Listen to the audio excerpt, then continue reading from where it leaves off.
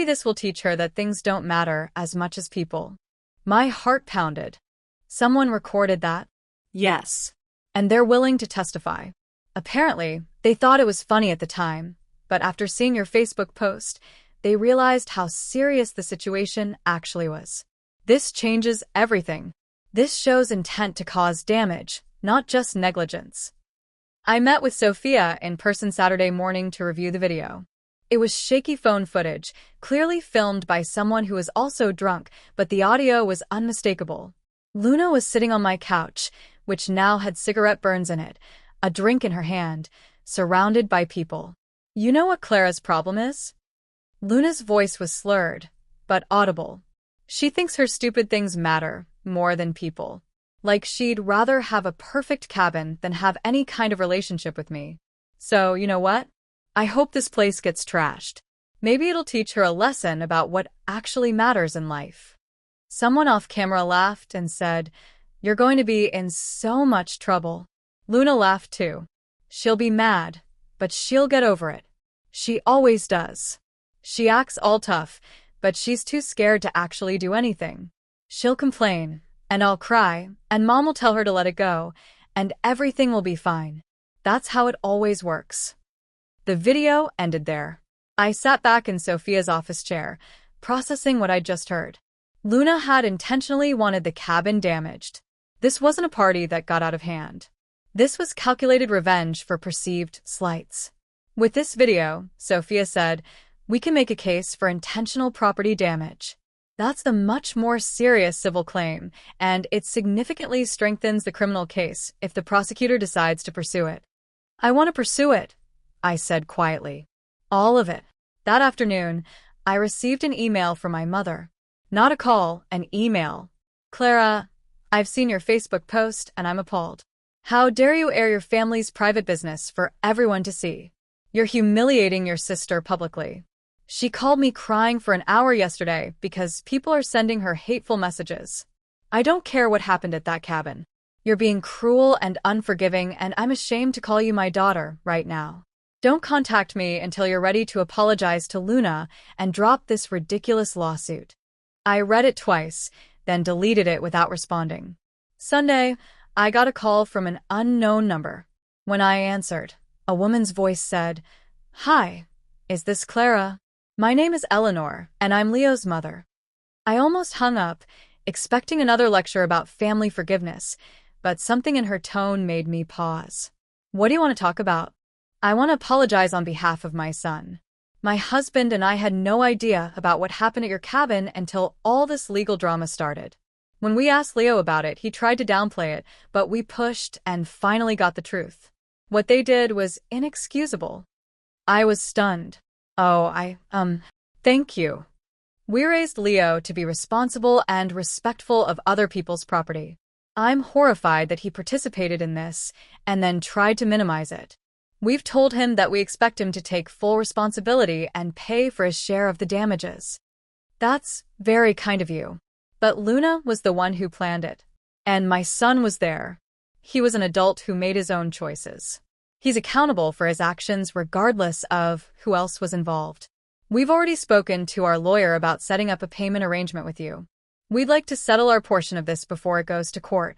I could barely speak. I don't know what to say. Thank you. Don't thank me. This is the bare minimum of decent behavior. I'm sorry my son didn't learn it sooner. She paused. Can I ask you something? Sure. Are you and Luna going to be able to recover from this? I thought about it. I don't know. Maybe if she'd shown even a tiny bit of remorse or accountability. But instead, she's playing the victim and trying to turn everyone against me. I've noticed that about her, Eleanor said carefully. In the year that Leo and she have been together, I've watched her manipulate situations to always come out looking innocent. She's very good at it. She's been doing it her whole life. I believe you. Well, my husband and I will be in touch through our lawyer.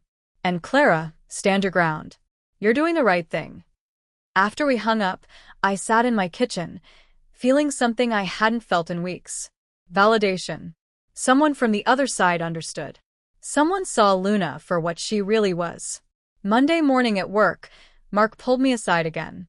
"Hey, I saw the Facebook stuff. That's rough. How are you holding up?" "I'm okay. It's been intense, but I think I'm doing the right thing." "For what it's worth, I think you are, too.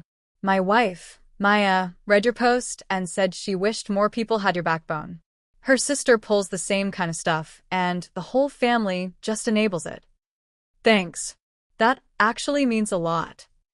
That afternoon, Leo's parents' lawyer contacted Sophia. They were offering to pay $3,500, roughly a third of the total damages as Leo's share.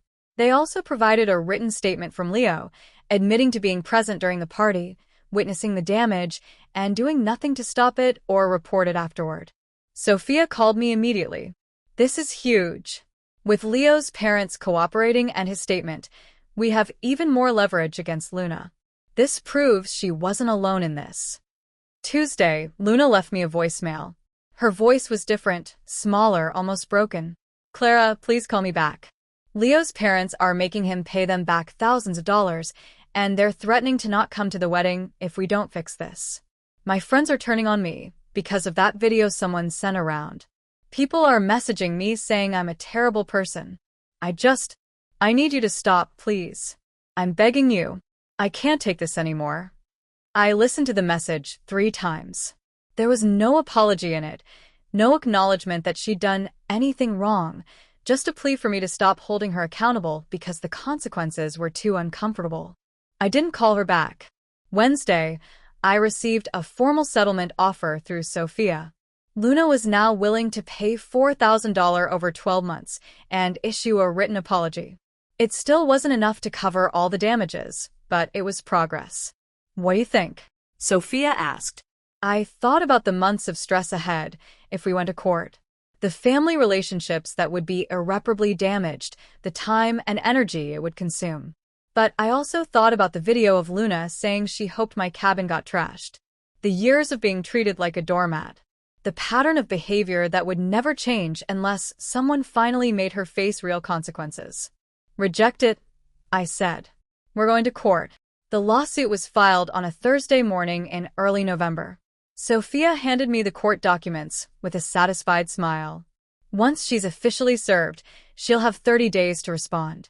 Given everything we have, the video evidence, the witness statements, Leo's admission, and that recording of her saying she wanted the place trashed, I think we're in an excellent position. Luna was served at her apartment that evening. I know because she called me at 9 p.m., screaming so loudly, I had to hold the phone away from my ear. You actually did it. You're actually suing me. What is wrong with you? This is insane. You left me no choice, Luna. You refused every reasonable attempt to settle this. Reasonable? You call demanding $10,000 reasonable? I'm trying to plan a wedding. Leo and I are already struggling because his parents cut off our funding. We can barely afford our rent right now. Maybe you should have thought about that before you intentionally damaged my property. I didn't intentionally damage anything. Things just got out of hand. People got drunk and stupid. It wasn't personal. There's a video of you saying you hoped the place got trashed to teach me a lesson. That sounds pretty intentional to me. Silence. Then, who sent you that video? Was it Sarah? I knew that B*******H couldn't be trusted. It doesn't matter who sent it. What matters is that it exists and it's evidence. Evidence of what? That I said something drunk and stupid? That doesn't prove anything. It proves you wanted to damage my property out of spite. Combined with everything else, it's more than enough. I hate you, she said, her voice shaking. I genuinely hate you. You've ruined my life over stupid furniture and paint. I hope you're happy. She hung up. I wasn't happy, but I was determined. The next week, my mother showed up at my house unannounced. I came home from work to find her sitting on my front porch, her face tight with anger. We need to talk. I don't think we do, Mom. You made it clear you're on Luna's side. I'm not on anyone's side. I'm trying to hold this family together while you tear it apart. I'm not the one who tore anything apart. She stood up, following me as I unlocked my door. Can I at least come inside? I hesitated, then opened the door wider. We sat in my living room, the tension thick between us. Luna came to my house yesterday, my mother said. She was hysterical. She's lost 12 pounds from stress. She's not sleeping. Her therapist says she's having panic attacks. She has a therapist? She started seeing one after you filed the lawsuit. She's completely falling apart, Clara. I felt a twinge of something. Not quite guilt, but something close. Then I remembered the video, the lies, the complete lack of remorse. I'm sorry she's struggling, but this situation is entirely of her own making. You could make it stop. You could drop the lawsuit and work something out privately. I tried that. She laughed at me. My mother's face softened slightly. I know she didn't handle it well, but she's young and she made a mistake. You're punishing her beyond what the crime deserves. The crime? Mom, she caused over $10,000 in damage to my property, lied about it, rallied people against me on social media, and has shown zero genuine remorse. What punishment would be appropriate in your mind? She's your sister. You're supposed to protect her, not destroy her. I protected her my whole childhood. I covered for her. I bailed her out. I sacrificed my own needs for hers. And this is how she repays me. By treating my things and my trust like they're worthless. Not everything is about keeping score, Clara. You're right. It's not about keeping score. It's about boundaries and consequences. Things you never taught Luna because you always let her get away with everything. My mother stood up abruptly. I came here hoping we could find a solution. But I see you're determined to play the victim and destroy your sister's happiness. When you're old and alone because you pushed everyone away with your bitterness, remember that you chose this. She left, slamming the door behind her. I sat on my couch, my hands trembling. The conversation had gone exactly as I'd expected, but it still hurt. My family was fracturing, and I was being blamed for it. That weekend, I drove up to the cabin again. Most of the repairs were done. The deck had been sanded and refinished, though faint shadows of the spray paint remained if you knew where to look. The new rug looked almost identical to the old one. The reupholstered couch was pristine. The replacement bookshelf wasn't antique, but it was solid and beautiful. I walked through the rooms, touching the new surfaces, and felt a strange mix of satisfaction and sadness. The physical damage was mostly fixed. The emotional damage would take longer. Monday morning, Sophia called with news. Luna's lawyer filed a response.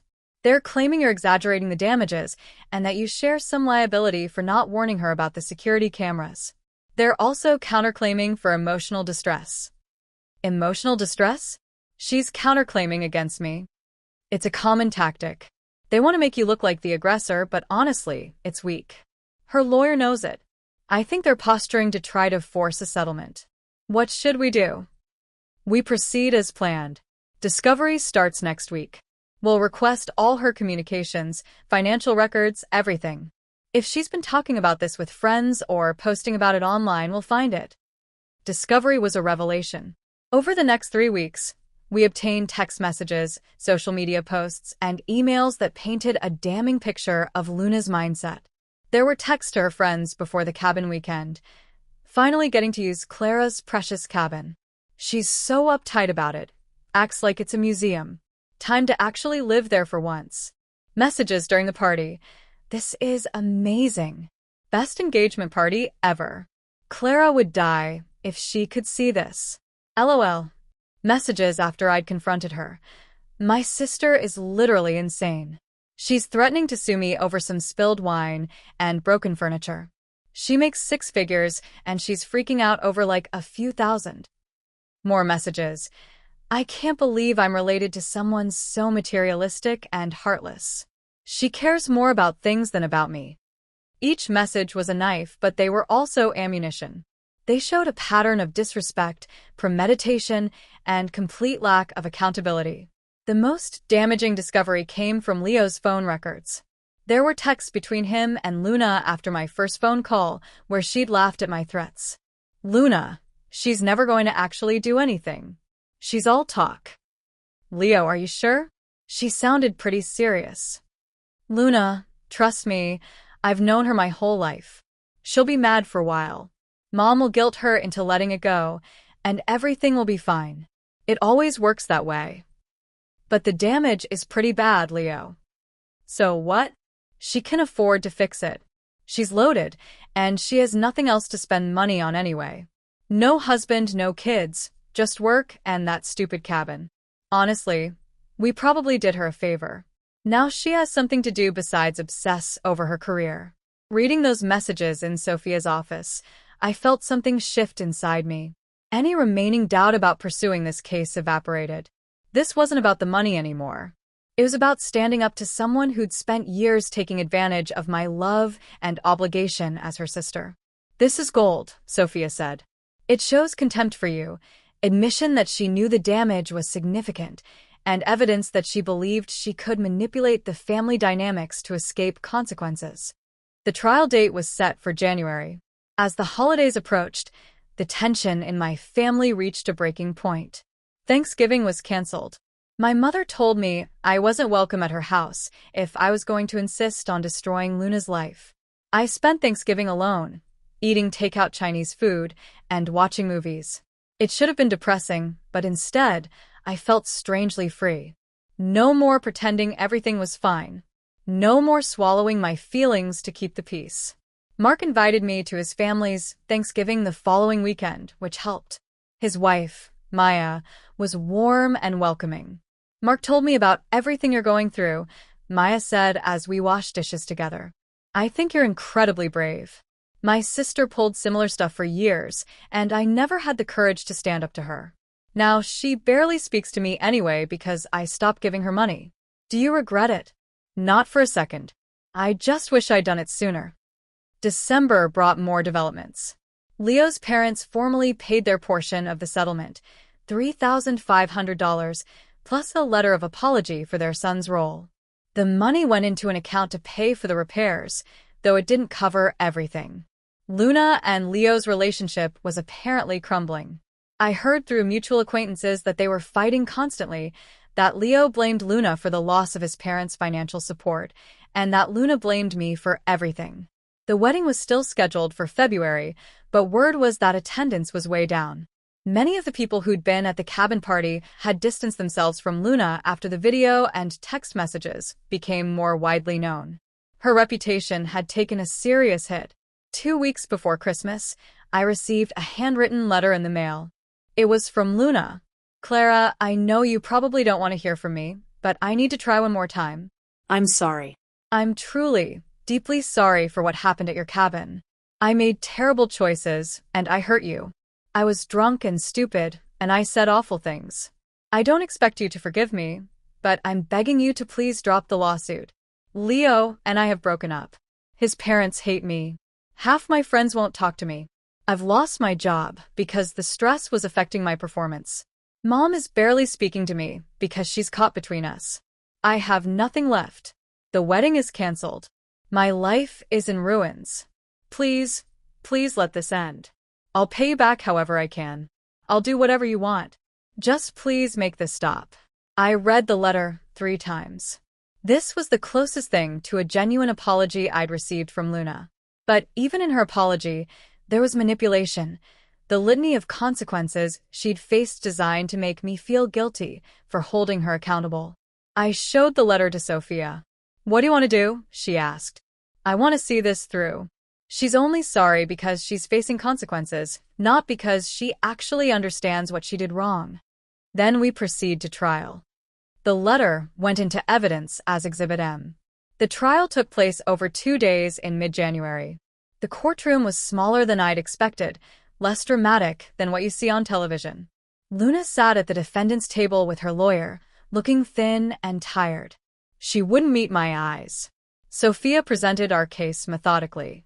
The security footage played on a screen, showing the party in time-lapse, the arrival of dozens of people, the escalating chaos, the visible destruction.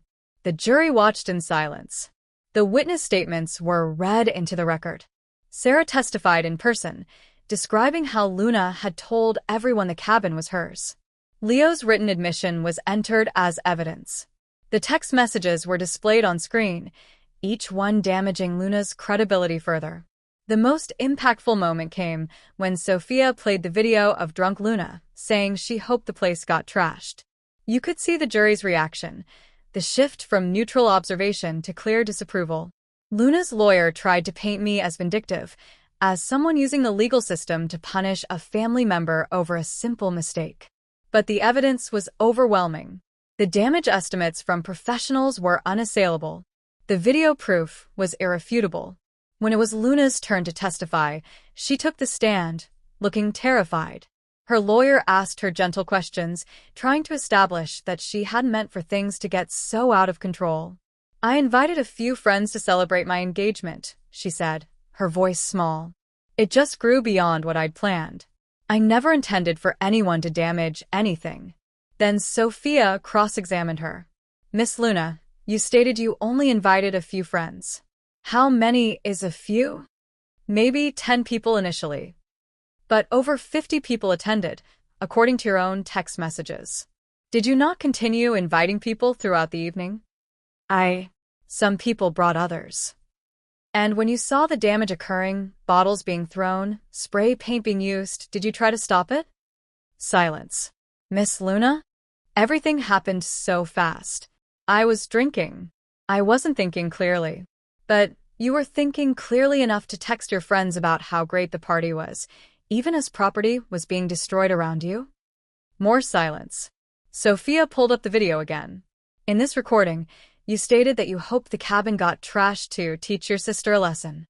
Can you explain what lesson you were trying to teach?"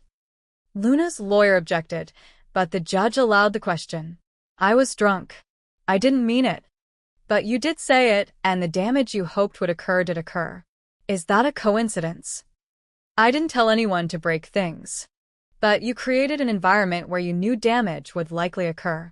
You invited dozens of people to property that wasn't yours without permission, and you expressed satisfaction when that damage happened. Is that accurate? Luna started crying. I made a mistake. I'm sorry. The jury deliberated for 3 hours. When they returned, the verdict was clear. Luna was liable for the full amount of damages, $10,300, plus my legal fees, which added another $6,000. Luna's face went white when the verdict was read.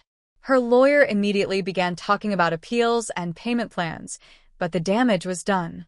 She'd lost completely and publicly. Outside the courtroom, Luna approached me for the first time. Her eyes were red and swollen. Are you happy now? She asked. You won. I'm completely destroyed. And you got your revenge. This was never about revenge. It was about accountability. Accountability? I'm $16,000 in debt with no job and no way to pay it. My life is ruined. And you did that. No, Luna. You did that when you trashed my cabin and refused to take responsibility. I hope you can live with yourself, she said, then walked away. I watched her go, feeling not triumph, but a deep, exhausting sadness. This was my sister. Despite everything, I'd hoped somewhere deep down that she'd have a moment of genuine understanding, that she'd see how her actions had consequences beyond just herself. But she still saw herself as the victim. 3 months later, I received notice that Luna had set up a payment plan through the court. She was working 2 jobs, retail during the day and waitressing at night, to pay off the judgment. It would take her years. Leo had moved back in with his parents. The wedding never happened. My mother eventually called to say she was disappointed in how things turned out, but stopped short of actually apologizing for taking Luna's side. We spoke occasionally now, strained conversations that carefully avoided certain topics. The cabin was fully repaired. I'd spent more weekends there in the past few months than in the previous 2 years. It had become my retreat again, my peaceful escape, though I'd upgraded the security system considerably. I never regretted taking Luna to court, but I grieved the sister I'd thought I had, or maybe the sister I'd wanted her to be. In the end, holding her accountable hadn't changed her. It had only shown me who she really was beneath the surface. And sometimes, that knowledge is the most valuable thing you can gain from standing your ground, even when everyone tells you to let it go.